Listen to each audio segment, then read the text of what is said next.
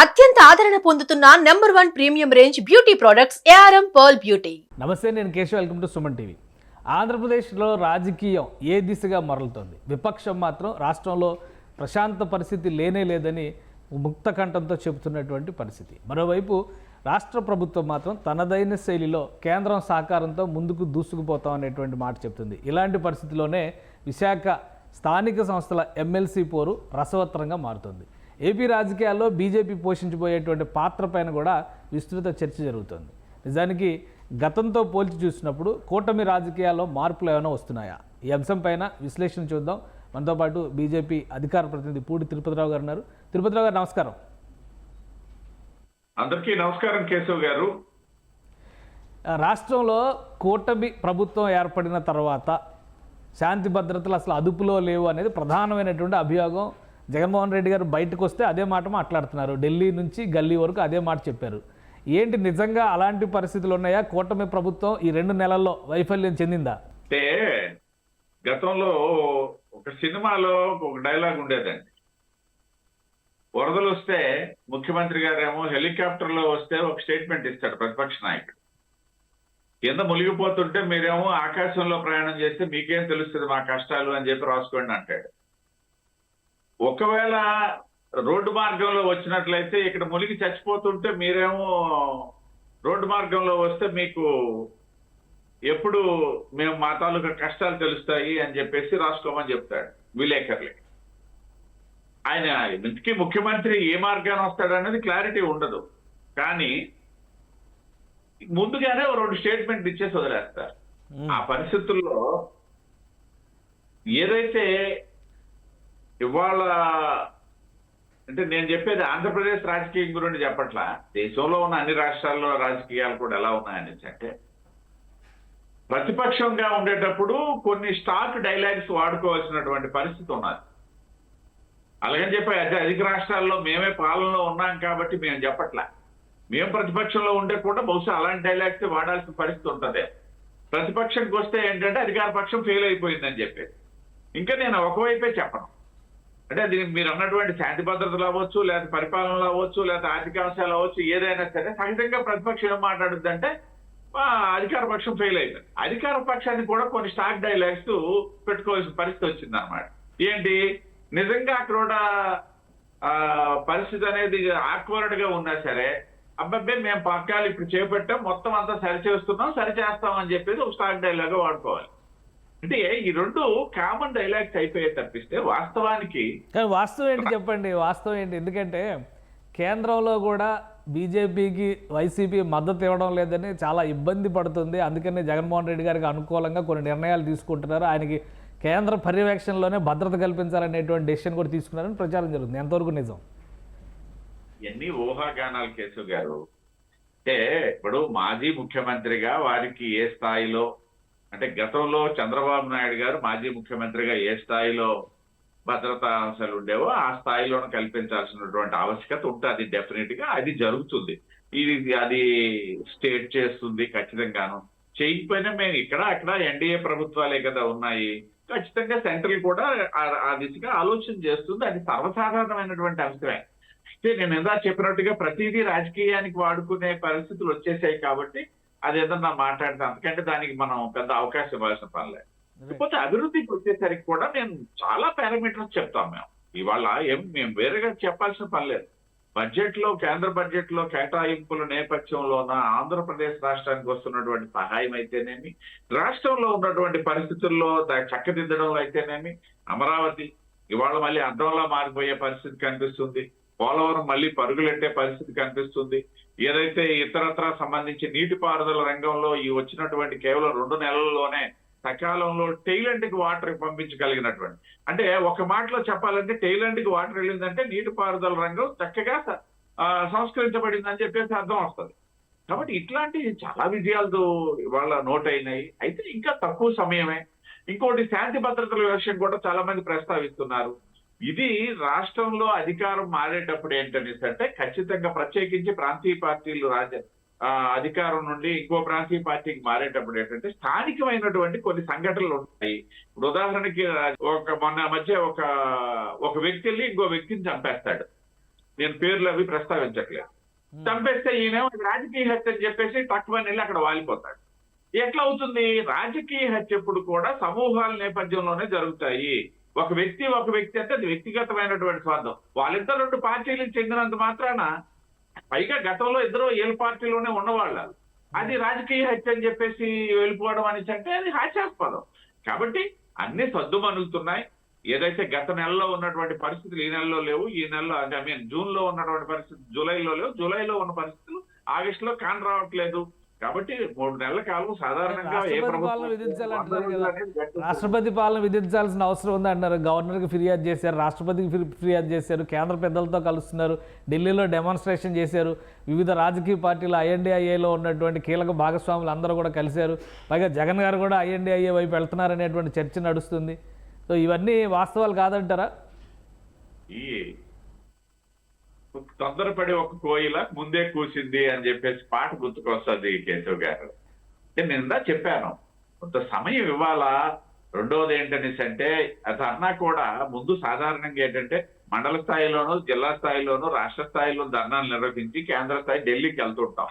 నేను 30 సంవత్సరాలుగా రాజకీయ క్షేత్రంలో పనిచేస్తూ ఢిల్లీలో కూడా నా మీద కేసులు ఉన్నాయి. ప్రతిపక్షంలో మేము 10 సంవత్సరాలు ఉన్న సందర్భంలో అక్కడ మేము ధర్నాలు చేసి, కానీ ఇక్కడ చేసిన తర్వాత అక్కడికి వెళ్ళి చేస్తూ ఉంటాం. జగన్మోహన్ రెడ్డి గారు పార్లమెంట్ నడుస్తుంది కాబట్టి ఇక రాష్ట్రంలో ఎలాగో శ్రేణులు ఉత్సాహంగా లేవు కాబట్టి అని చెప్పి అక్కడ పెట్టుకున్నారు తప్పిస్తే దానికైతే అంత క్రెడిబిలిటీ ఏం లేదు కేశవ్ గారు. ఓకే, సో పార్లమెంట్లో మార్పులు వస్తున్నాయి ఈక్వేషన్స్లో అంటున్నారు. ఈ వక్ఫ్ బిల్లుకు సంబంధించి వైసీపీ మద్దతు ఇవ్వకపోవడం వల్ల రాజ్యసభలో బీజేపీ పెట్టలేదని చర్చ నడుస్తుంది. ఏంటి నిజమేనా? అటువల్లనే జేపీసీకి రిఫర్ చేశారా అంటున్నారు, నిజమేనా? రాజ్యసభలో 11 మంది సభ్యులతో ఉన్నటువంటి వైకాపా లోక్సభలో వాళ్ళ తాలూకా ప్రమేయం కానీ వాళ్ళ ప్రస్తావన కానీ లేదు. కేవలం ముగ్గురే ఉన్నటువంటి పరిస్థితి. కాబట్టి రాజ్యసభలో 11 మంది ఉన్నారంటే కొంత క్రెడిబిలిటీ ఉంది కాబట్టి ఇటువంటి ఊహాగానాలు వస్తున్నాయి తప్పిస్తే, మేము ఏదైతే వక్ఫ్ బోర్డు సంబంధించినటువంటి బిల్లు అసలు అది పార్లమెంటరీ స్థాయి సంఘానికి అప్పచెప్పినటువంటి ఒక సంఘటన ఉంది. ఎందుకంటే కొంచెం సున్నితమైనటువంటి అంశం కాబట్టి గతంలో కూడా ఇది 3వ పర్యాయం. మేము 10 సంవత్సరాల అధికారంలో స్థాయి సంఘానికి అప్పచెప్పడం ఏదైనా ఉందనేసి అంటే ఇది 3వ పర్యాయం. గతంలో అగ్రికల్చర్ బిల్లు ఇతరత్ర ఆ విధమైనటువంటి అంటే కొంత చర్చ జరగాలి. కొంత చర్చ జరిగిన తర్వాతే క్లారిటీ మీద దాన్ని ఆమోదించాలన్నటువంటి ఒక సదుద్దేశమే ఎన్డీఏ ప్రభుత్వాన్ని తప్పిస్తే వేరే ఆలోచన ఏమీ లేదు అక్కడ. కాబట్టి అదంతా దాన్ని వాడుకొని రకరకాల ఊహాగానాలు, అంతేగాని ఇప్పుడు రాజ్యసభలో ఇమీడియట్ గా మాకు వచ్చిన ఇబ్బంది లేదు, వాళ్ళు కూడా మాతో వస్తారా రారా అన్నటువంటి ఆలోచన లేదు. రైట్, ఇప్పుడున్న పరిస్థితుల్లో సరే జాతీయ రాజకీయాల సంగతి పక్కన పెడితే రాష్ట్రంలో పరిస్థితి, విశాఖ స్థానిక సంస్థల ఎమ్మెల్సీ పోరు పైన అందరూ ఫోకస్ పెట్టారు. మొన్న స్టాండింగ్ కమిటీలో జరిగినటువంటి ఎన్నికలు జరిగిన తీరు కానీ ఇప్పుడు జరగబోయేటువంటి పరిస్థితి కానీ అధర్మ యుద్ధం చేస్తున్నారు అనేటువంటి ఆరోపణ చేస్తున్నారు జగన్మోహన్ రెడ్డి గారు. మీరేం చెప్తారు? అంటే ఇక్కడ ఏంటంటే సంఖ్యాపరంగా తీసుకున్నట్లయితే వైకాపాకి ఎడ్జ్ ఉన్న మాట వాస్తవం. 600 పైచీలకు స్థానిక సంస్థల ఓటు హక్కు ఉన్నటువంటి ప్రతినిధి వాళ్ళకు ఉన్నారు. మాకు ఎన్డీఏకి వచ్చి 200+ తో ఉన్నాం. మేము 400 సంఖ్యాపరమైనటువంటి ఇచ్చారు. కానీ నైతికంగా ఆలోచించినట్టయితే వైకాపా గత ఎన్నికల్లో ఓటమి పాలవడానికి కారణం స్థానిక సంస్థల ప్రతినిధులు ఎవరు కూడా వైకాపాకు అనుకూలంగా పనిచేయలేదని మేము ధైర్యంగా చెప్పగలం.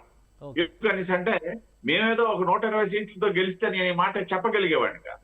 164 సీట్లతో ఎప్పుడైతే గెలిచామో 11 సీట్లకు ఎప్పుడైతే వైకాపా పరిమితం అయిందో ఆ రోజు ఏంటంటే ఈ సింబల్ తో గెలిచినటువంటి వైకాపా సింబల్ తో గెలిచినటువంటి ప్రజాప్రతినిధులు చిత్తశుద్ధితో పనిచేయలేదు. దానికి నేను 2 కారణాలు చెప్తాను. ఏదైతే స్థానిక సంస్థలు నిర్వీర్యం అవడానికి ప్రధానమైనటువంటి కారణం ఏదైతే కేంద్ర పంపించినటువంటి నిధులను కూడా అర్ధరాత్రి అకౌంట్ లో నుండి దోచేసినటువంటి వైకాపా ప్రభుత్వం. ఒక సర్పంచ్ కి ఒక అధికారం లేదు, ఒక ఎంపీటీసీకి ఒక అధికారం లేదు, పైగా వాళ్ళకి ప్యారలల్ గా ఈ సచివాలయ వ్యవస్థ తీసుకొచ్చి అధికారుల చేతిలోనే మొత్తం అధికారాలు దారాదత్తం చేసినటువంటి సందర్భం. ఈ నేపథ్యంలో ఏంటంటే వాళ్ళు వైకాపా సింబల్ తో గెలిచినటువంటి ప్రజాప్రతినిధులు 400 మంది అధికంగా ఉన్నప్పటికి కూడా వాళ్ళెవరు ఇవాళ వైకాపాకి ఓటేయడానికి సిద్ధంగా లేరు అనేది మా వద్ద ఉన్నటువంటి సమాచారం. మాతో వాళ్ళు సంప్రదింపుల నేపథ్యంలోనే మేము ముందుకు వెళ్తున్నాం. అయితే ఇవాళ కూడా ఒక వార్త వచ్చింది, చంద్రబాబు నాయుడు గారు చూస్తున్నారు, మనం గెలుస్తామంటే వేద్దాం, ఇప్పుడు ఒక సీటుకు ఓడిపోయినంత మాత్రాన, లేకపోతే మేము అక్కడ వాళ్ళకి ఇచ్చేసినంత మాత్రాన ప్రభుత్వానికి వచ్చిన నష్టం లేదు, లేకపోతే మాకు వచ్చినటువంటి ఇబ్బంది ఏమీ లేదు. కాకపోతే ప్రజాప్రతినిధులకు అభీష్టం కనుక మాకు అనుకూలంగా ఉంటే ఖచ్చితంగా మేము అభ్యర్థిని పెడతాం, గెలుస్తాం. ఒకవేళ అనుకూలంగా లేదనుకోండి, మేమే స్వచ్ఛందంగా వదిలేస్తాం, పెద్ద ఇబ్బంది ఏమీ లేదు. ఎందుకంటే గత మొన్న ఎన్నికలకు సూచికగా ఎమ్మెల్సీ స్థానాల్లో కూడా 120 అసెంబ్లీ స్థానాలకు రిప్రజెంట్ చేసినటువంటి ఏదైతే గ్రాడ్యుయేట్స్ ఉన్నారో ఆ రోజు 3 స్థానాల్లో తెలుగుదేశం గెలిచింది కదా. కాబట్టి కానీ అప్పుడు పరిస్థితి వేరు కదా. అప్పుడు ఓటర్లు అందరూ సాధారణమైనటువంటి గ్రాడ్యుయేట్లు. సో ఇప్పుడు ప్రజాప్రతినిధులే ఓటర్లుగా ఉండాల్సినటువంటి పరిస్థితి. డెఫినెట్ గా ఆ ఓటర్లలో మీరు వ్యత్యాసాన్ని ఏదైతే ప్రస్తావించారో అది డెఫినెట్ గా అంగీకరిస్తాం. కానీ ఇవాళ ఉన్నటువంటి ఓటర్స్ ఎవరు కూడా గత ఎన్నికల్లోనే చిత్తశుద్ధిగా ఆ పార్టీకి పనిచేయలేదు. వాళ్ళు చెప్తున్నది, నేను చెప్పేది కాదు ఇది. వాళ్ళు పనిచేసినట్లయితే ఇవాళ ఈ స్థాయిలో ఉండదు కదా వైకాపా పార్టీ. పార్టీ మారే వాళ్ళకి ఆహ్వానం పలుకుతున్నారా కూటమి నేతలు? పార్టీ మారే వాళ్ళకి ఆహ్వానం పలుకుతున్నారా? అంటే ఇక్కడ ఒక విషయం అండి, ఇప్పుడు ప్రస్తుతానికి వాళ్ళు ఎవరు వచ్చేసి మాకు మా పార్టీలో చేరిపోమని చెప్పేసి కూడా మేము ఎవరిని ఆహ్వానించట్లేదు. ఈవెన్ బీజేపీ కానీ, జనసేన కానీ, తెలుగుదేశం కానీ వాళ్ళు ఇప్పుడు ఇస్తే మద్దతు ఇస్తే ఓటు హక్కు వినియోగించుకునే దాంట్లో మా కూటమి అభ్యర్థికి మద్దతు ఇస్తారు, అంతవరకే. తర్వాత ఏం చేయాలా ఏంటనేది అప్పుడు ఉన్నటువంటి పరిస్థితుల్లో సాధారణంగా మీకు తెలియదేం కాదు. ఎలక్షన్లు జరిగినప్పుడైనా ఎలక్షన్లు జరగనప్పుడైనా సరే స్థానిక సంస్థల తాలూకా రిప్రజెంటేటివ్స్, ఎలక్టెడ్ రిప్రజెంటేటివ్స్ ఎప్పుడు అధికార పార్టీకి అనుకూలంగా ఉండాలని కోరుకుంటారు. ఎందుకు అనేసి అంటే వాళ్ళకి రాష్ట్ర రాజకీయాలు, దేశ రాజకీయాలతో సంబంధం ఉండదు. తన పంచాయతీలో, తన వార్డులో, తన ఎంపీటీసీ స్థాయిలో, తన మండలంలో ఆ ప్రతినిధులు మేము ప్రజలకు ఏం చేయగలిగాము అనేది చూస్తారు. ఏం చేయగలిగితే మాకు మళ్ళీ ప్రజలు మాకు పట్టం కడతారనే చూస్తారు. అక్కడ there is no symbol distinction. Symbol ఆధారంగా చేసుకొని అక్కడ రాజకీయం ఉండదు. అభ్యర్థిని ఆల్రెడీ వైసీపీ అభ్యర్థిని అనౌన్స్ చేసింది. బొత్స సత్యనారాయణ గారు అక్కడ క్యాంపెయిన్ కూడా మొదలు పెట్టేశారని చెప్పి అంటున్నారు. స్థానిక ప్రజాప్రతినిధులు అందరినీ కలుస్తున్నారని చెప్పని. కూటమిలో ఒక కన్ఫ్యూజన్ ఉంది అని అనుకోవాలా? ఏ పార్టీ పోటీ చేస్తుందో ఇంతవరకు స్పష్టత లేదు. అభ్యర్థి ఎవరనేది క్లారిటీ లేదు.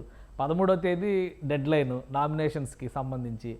సో కూటమి పోటీ చేస్తున్నట్ట, ఆగుతున్నట్ట?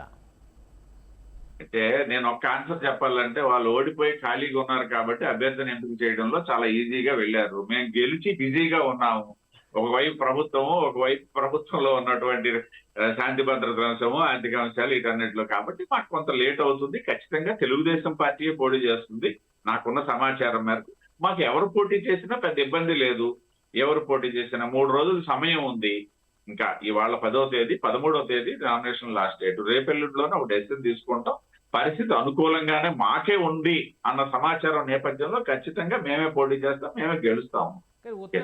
ఉత్తరాంధ్ర రాజకీయాలకి సంబంధించి చూసినప్పుడు శ్రీకాకుళం జిల్లా క్లీన్ స్వీప్, విజయనగరం జిల్లా క్లీన్ స్వీప్, విశాఖ జిల్లాలో మాత్రమే ఒక 2 సీట్లు వైసీపీ గెలిచింది, ఒక ఎంపీ సీటు గెలిచింది. కాబట్టి వైసీపీ కూడా ఈ స్థానాన్ని ప్రతిష్టాత్మకంగా తీసుకుంది అని అనుకోవచ్చు కదా. అంటే ప్రతి పార్టీ కూడా వాళ్ళకి సంఖ్యాబలం వాళ్ళ వైపు ఉంది. నేను చెప్పేది ఏంటనేసి అంటే టెక్నికల్ గా వాళ్ళ వైపే ఉంది సంఖ్యాబలం. నేను చెప్పేది ఏంటనేసి అంటే నైతికంగా మా వైపు ఉందని నేను చెప్పాను. సో ఆత్మసారం ఓట్లేస్తారా ప్రజాప్రతినిధులు? అంతే కదా, అది సహజంగా ఆ విధంగానే ఆలోచిస్తారు. అయితే వాళ్ళకి బలం ఉన్నది ఈ విశాఖ ఇప్పుడు జరుగుతున్నటువంటి దాంట్లో 2 మీరు చెప్పారు, అరకును పాడేరు వాళ్ళు గెలుచుకున్నారు. బట్ ఎంపీ స్థానంకి వచ్చేసరికి ఏంటనేసి అంటే 5 సెగ్మెంట్లలో మేమే గెలిచాము. మేము ఎంపీ అభ్యర్థిగా కూడా మా బీజేపీ అభ్యర్థి కొత్తపల్లి గీతా గారికి కూడా ఆధిక్యం వచ్చింది 5 దాంట్లో. ఒక 2 దగ్గర ఉన్నటువంటి మేము మా తాలూకా ఫెయిల్యూర్స్ కొన్ని ఉన్న వాళ్ళని గెలిచారు. అది కాదు కానీ ఒకటేంటనేసి అంటే నేను చెప్తున్నా, వాళ్ళకి ఆ హక్కు ఉంది. విపక్షంగా వాళ్ళకి సంఖ్యాబలం ఉంది కాబట్టి ఒక ప్రయత్నం చేస్తున్నారు. బలమైనటువంటి అభ్యర్థిని కూడా పెట్టుకోవాలని చెప్పేసి బొత్స సత్యబాబు ఏదో మా ఒకప్పుడు ముఖ్యమంత్రి అవ్వాల్సి ఉండని చెప్తుంటారు. ఇవన్నీ వేరే అంశము. ఇప్పుడు బొత్స సత్యబాబు ఒకప్పుడు ముఖ్యమంత్రి అంటే మా ధర్మాన ప్రసాదరావు గారు కూడా ఒకప్పుడు ముఖ్యమంత్రి అవుతారు అని అనుకుంటారు. ఆ స్థాయి అభ్యర్థి వీళ్ళిద్దరు సమకాలీనులే. కానీ మొన్న ఏం జరిగింది, ఒక సర్పంచ్ మీద పోటీ చేసినటువంటి ధర్మాన ప్రసాదరావు గారు 55,000 ఓట్ల మార్జిన్తో ఓడిపోవాల్సి వచ్చింది. అంటే రాజకీయంలో, ప్రజాస్వామ్యంలోనో ఎప్పుడు ఏం జరుగుతాయో చెప్పలేము. కాబట్టి ఈ 10 పారామీటర్స్ అన్ని దృష్టిలో పెట్టుకొని మేము ముందుకు వెళ్తున్నాం కేశవ్ గారు. సో ఉత్తరాంధ్ర రాజకీయాల్లో వైసీపీలో ప్రధానంగా మొన్నటి వరకు ఏమో విజయసాయి రెడ్డి గారు ఒక అశాంతి సమస్యని తీసుకొచ్చి రాజకీయాల్లో మేళవించారు. ఇప్పుడు శ్రీకాకుళం జిల్లాలో కూడా ఒక కుటుంబ వ్యవహారం రాజకీయాల్లో దుమారంగా మారుతుంది. మీ రియాక్షన్ ఏంటి దానిపైన?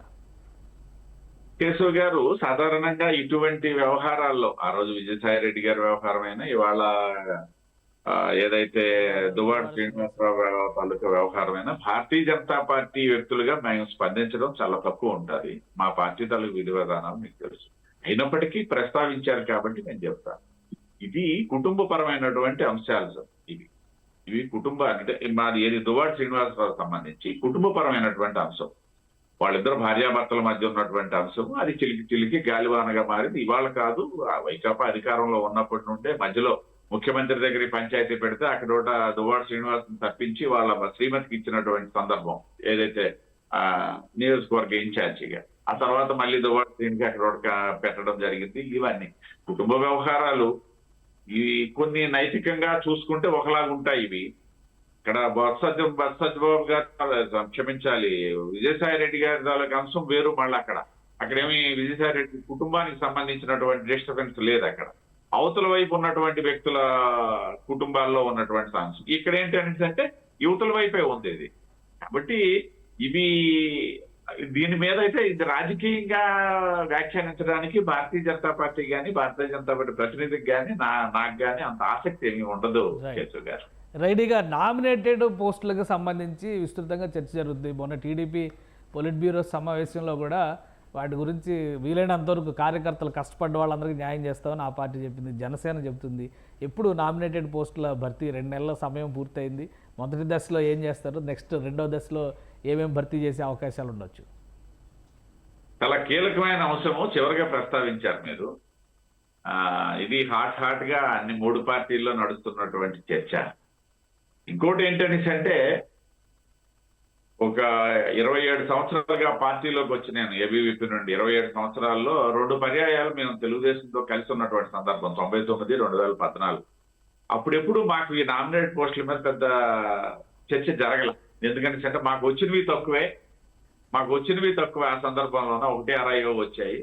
ఇప్పుడులాగా 10%, 20% డిస్కషన్స్ కూడా ఏమీ జరగలేదు. కాకపోతే ఇప్పుడు ఆ చర్చ జరుగుతుంది. బట్ ఇది ఏంటంటే బయట జరుగుతున్నటువంటి సోషల్ మీడియా చర్చే.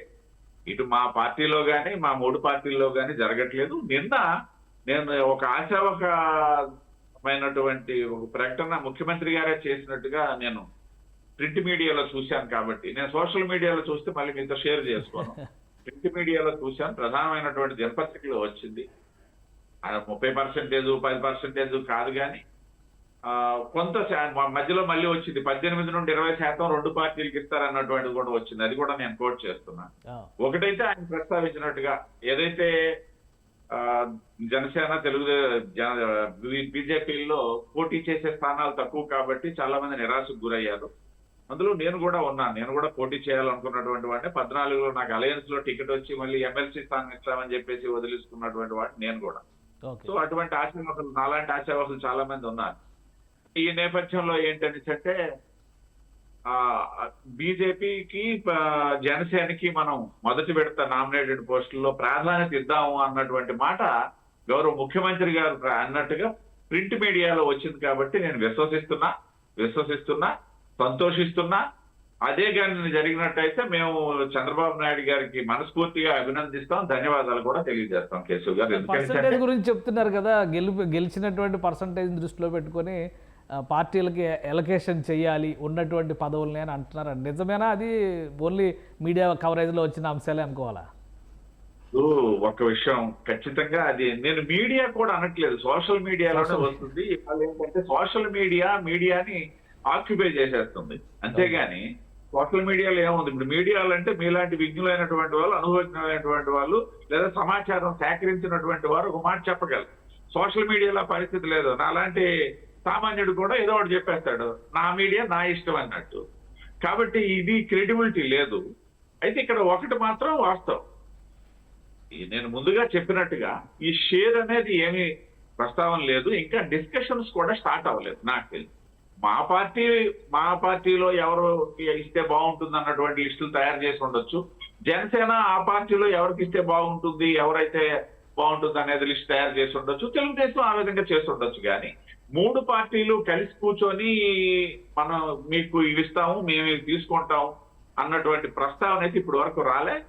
ఇంకా అట్లీస్ట్ ఒక వారం 10 రోజుల్లోనే అటువంటి సమావేశం కూడా జరుగుతుంది అన్నటువంటి ఆశా దృక్పథంతో ఉన్నాం అందరం. తప్పిస్తే అవకాశం కూడా ఉంది ఈ కేసుగా. రైట్. అంటే కొంతమందికి పదవులు ఆల్రెడీ కన్ఫర్మ్ అయిపోయినాయి అని సోషల్ మీడియాలో వైరల్ అవుతున్నాయి. ఇవన్నీ గాలి మాటలే అనుకోవాలా? టీటీడీ లాంటి దానికి చైర్మన్ పోస్ట్ కానీ అలానే మరికొన్ని ముఖ్యమైనటువంటి విభాగాల విషయంలో కూడా ఒక డెసిషన్ తీసేసుకున్నారు ముఖ్యమంత్రి అనే ప్రచారంలో ఏది వాస్తవం లేదంటారా? నేను అదే చెప్పాను, సోషల్ మీడియా ఆధారంగా వెళ్ళిపోతున్నాం, తప్పదు. ఇప్పుడు మొదట ఏమొచ్చింది, నాగబాబు గారి పేరును ఇక్కడ మా ఉత్తరాంధ్రకి చెందినటువంటి అశోక్ గజపతిరాజు గారి పేరు వచ్చాయి. ఆ తర్వాత ఏ పేర్లో వస్తున్నాయి. మధ్యలో నా పేరు వచ్చిందో మీ పేరు వచ్చిందో మీకు నాకు తెలీదు. అది జరిగిపోతుంటది అలాగనమాట. కాబట్టి అన్ని ఊహాగానాలే. కాంక్రీట్ గా అయితే మాత్రం 3 పార్టీల మధ్య ఎక్కడ చర్చ జరగలేదు.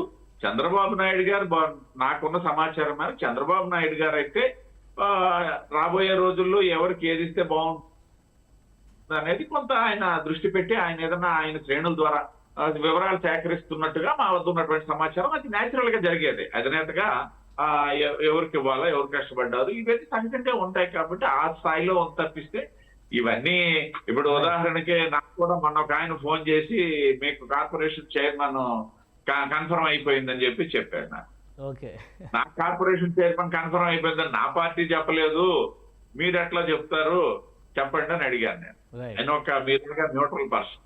అంటే నేనేం చెప్తున్నానంటే ఇవన్నీ సోషల్ మీడియా ఆధారంగా మీడియాలో ఎక్కువ కనబడతాను కదా, నాకేమన్నా వచ్చేస్తారేమో అని చెప్పేసి ఎవరైనా పెట్టి ఉండొచ్చు.